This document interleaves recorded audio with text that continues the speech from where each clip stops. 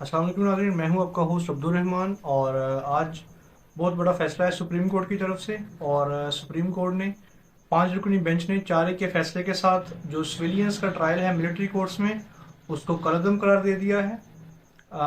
उसका जो तफसीली फैसला है वो भी जारी नहीं हुआ, लेकिन जो एक शॉर्ट जिसको कहते हैं फैसला या जो शॉर्ट नोट्स जो होते हैं वो उन्होंने सुप्रीम कोर्ट में ऑफिशियल वेबसाइट पे डाले हैं।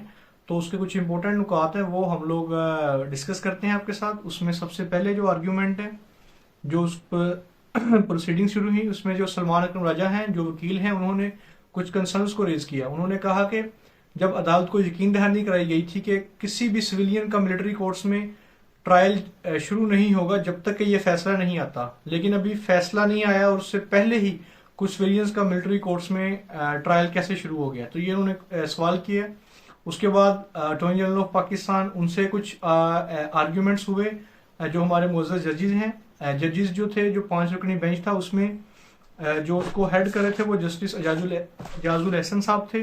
उसके अलावा जो उसमें थे justice Munib Akhtar, justice Yahya Afridi, justice Mujahir Naqvi और जस्टिस आयशा मलिक। ये 5 रुकनी बेंच था जिसने 4-1 के फैसले के साथ इस जो सिविलियंस का ट्रायल है मिलिट्री कोर्ट्स में उसको कालादम करार दिया। अटॉर्नी जनरल ऑफ पाकिस्तान ने अपना आर्ग्यूमेंट शुरू किया और उन्होंने जो पुरानी हियरिंग हुई उसकी एक समरी जो थी वो अदालत के सामने पेश की। और उन्होंने बताया कि क्यों लीगल जो अमेंडमेंट है उसकी जरूरत नहीं है मिलिट्री कोर्ट्स के लिए, क्योंकि ये आर्ग्यूमेंट हुआ था कि इसके लिए आपको नई लीगल जो अमेंडमेंट है वो करनी पड़ेगी।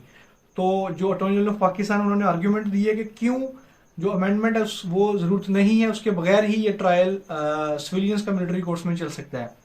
उसके बाद जो मुअज़्ज़ज़ अदालत है उन्होंने पूछा कि जो स्टेटस, उन्होंने पूछा कि जो अक्यूज्ड हैं उनका क्या स्टेटस है, यानी जो लोग 9 मई के वाकयात में मुलविस हैं उनका जो अब किस जगह पे मौजूद हैं, किस हालत में मौजूद हैं, और उनकी खैर आफियत और उनकी जो जेल में जिस जगह पे उनको रखा गया है उसके बारे में मुअज़्ज़ज़ अदालत ने पूछा। तो उसके ऊपर अटॉर्नी जनरल ऑफ पाकिस्तान ने उनको आगाह किया कि जो article 10A of the constitution है वो हेल्ड किया जाएगा और अपील्स जो है वो हाई कोर्ट में भेजी जाएंगी, उसके बाद सुप्रीम कोर्ट में भेजी जाएंगी। यानी जो under section article 10 of the constitution है उसको अपहेल्ड किया जाएगा और उसके बाद जो फैसला आ गया उसके बाद वो हाई कोर्ट में भी जा सकते हैं और सुप्रीम कोर्ट में भी जा सकते हैं।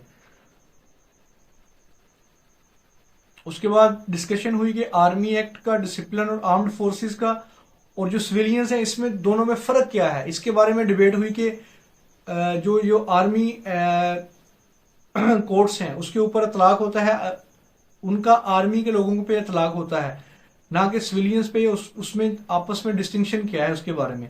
फिर जस्टिस आयशा मलिक ने एम्फोसाइज किया कि कॉन्स्टिट्यूशन कमिटमेंट कि जो हमारा 1973 का आइन है वो फंडामेंटल राइट्स को प्रोटेक्ट करता है, तो ये जो सिविलियंस का ट्रायल है मिलिट्री कोर्ट्स में ये उसके अगेंस्ट है। उसके बाद relatives of detain approach supreme court से the party federal government from the pax court of that.